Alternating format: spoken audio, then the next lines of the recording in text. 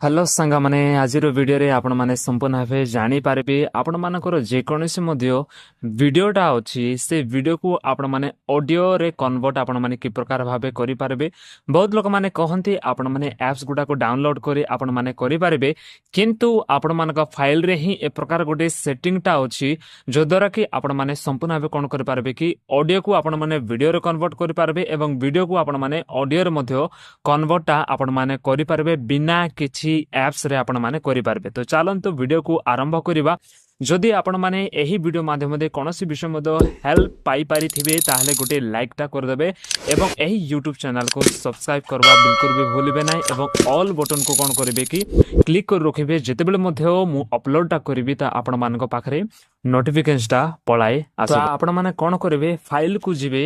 Okay, ଫାଇଲକୁ ଗଲା ପରେ ଆପଣମାନେ କ'ଣ କରିପାରିବେ, ଯେକୌଣସି ମଧ୍ୟ ଭିଡ଼ିଓକୁ ଆପଣମାନେ କରିବା ପାଇଁ ଚାହୁଁଛନ୍ତି ସେ ଭିଡ଼ିଓକୁ ଆପଣମାନଙ୍କୁ ଚୁଜ୍ କରିବାକୁ ପଡ଼ିବ। ଓକେ, ଯାଆନ୍ତୁ ଫାଇଲକୁ ଯାଆନ୍ତୁ ଏବଂ ଭିଡ଼ିଓ ଫର୍ମରେ ଯାଆନ୍ତୁ ଏବଂ ଆପଣମାନେ ଗୋଟେ ଭିଡ଼ିଓକୁ ଆପଣମାନେ କ'ଣ କରିପାରିବେ ବାଛିପାରିବେ। ଦେଖନ୍ତୁ ମୁଁ ଗୋଟେ ଭିଡ଼ିଓକୁ ବାଛୁଅଛି।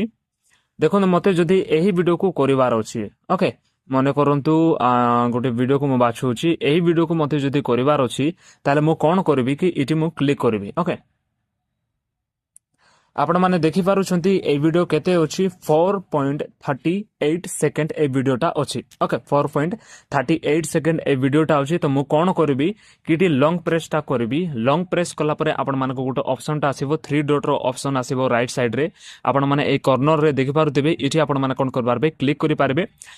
କ୍ଲିକ୍ କଲା ପରେ ଆପଣମାନଙ୍କର ବହୁତ କିଛି ଅପସନ୍ ଗୁଡ଼ାକ ଆସିଯାଏ, ସେଥିମଧ୍ୟରୁ ଆପଣମାନଙ୍କୁ ରିନେମ୍ ଆପଣମାନଙ୍କୁ ବାଛିବାକୁ ପଡ଼ିବ। ଏଠି ଆପଣମାନେ କ୍ଲିକ୍ କରିବେ। ରିନେମ୍ଟା ଆପଣମାନେ ଯେତେବେଳେ ଆସୁଛି ବା ଆପଣମାନେ ଏଠି କ୍ଲିକ୍ କରୁଛନ୍ତି ତ ଆପଣମାନଙ୍କ ଏ ପ୍ରକାର ଅପସନ୍ଟା ଆସିବ। ଏଠି ଆପଣମାନେ କ'ଣ କରିବେ, ତ ଦେଖନ୍ତୁ MP4 ବୋଲିକରି ଆପଣମାନଙ୍କର ଥିବ, ଆପଣମାନେ କ'ଣ କରିଦେବେ କି MP3 କେବଳ ଆପଣମାନେ ଲେଖିଦେବେ। ଓକେ, MP4 ଯଦି ଅଛି MP4 କୁ କାଟିକି ଆପଣମାନେ MP3 ଆପଣମାନେ କ'ଣ କରିଦେବେ ଲେଖିଦେବେ। MP3 ଲେଖିଦେବେ। ଯଦି ଆପଣମାନେ ନାମ କିଛି ରଖିବା ପାଇଁ ଚାହୁଁଛନ୍ତି ତାହେଲେ ମଧ୍ୟ ଏଠି ଆପଣମାନେ ରଖିପାରିବେ। କେବଳ MP3 ଯଦି ଆପଣମାନେ ଲେଖି ଦେଉଛନ୍ତି ତ ଆପଣମାନଙ୍କର ହେଇଯିବ। ତ ଓକେରେ ଆପଣମାନେ କ୍ଲିକ୍ କରନ୍ତୁ। ଓକେ, ଅପେରେ ଯେତେବେଳେ ଆପଣମାନେ କ୍ଲିକ୍ କରୁଛନ୍ତି ତ ରିନେମ୍ ଫାଇଲ୍ ଏକ୍ସଟେନସନ୍ ବୋଲିକରି ଆପଣମାନଙ୍କର ଗୋଟେ ଆସିବ। ରିନେମ୍ରେ ଆପଣମାନେ କ'ଣ କରିଦେବେ କ୍ଲିକ୍ଟା ଆପଣମାନେ କରିଦେବେ। ତ ଯେତେବେଳେ ରିନେମ୍ଟା କରିଦେଉଛନ୍ତି ତା କମ୍ପ୍ଲିଟଲି ହେଇଯାଉଛି, ଆପଣମାନେ କ'ଣ କରିପାରିବେ କି ଆପଣମାନଙ୍କର ଅଡ଼ିଓରେ ଯାଇକରି ଆପଣମାନେ ଖୋଜିପାରିବେ। ଓକେ, ଟିକେ ଫ୍ରେଶ୍ କରିବେ। ଫ୍ରେଶ୍ କଲା ପରେ ଆପଣମାନେ ଅଡ଼ିଓରେ ଯିବେ, ଫାଇଲକୁ ଯାଆନ୍ତୁ ଏବଂ ଆପଣମାନଙ୍କୁ ଅଡ଼ିଓରେ ଯିବାକୁ ପଡ଼ିବ। ଅଡ଼ିଓରେ ଯାଇକରି କ'ଣ କରିପାରିବେ ଆପଣମାନେ ଦେଖିପାରିବେ। ଓକେ, ଦେଖନ୍ତୁ ଏହା ମୁଁ ଆପଣମାନଙ୍କୁ ଦେଖାଉଛି। ତ ଦେଖିପାରୁଛନ୍ତି ଆପଣମାନଙ୍କର ମୋର ଏଇ ଅଡ଼ିଓ ଫର୍ମଟା ପଳାଇ ଆସିଛି।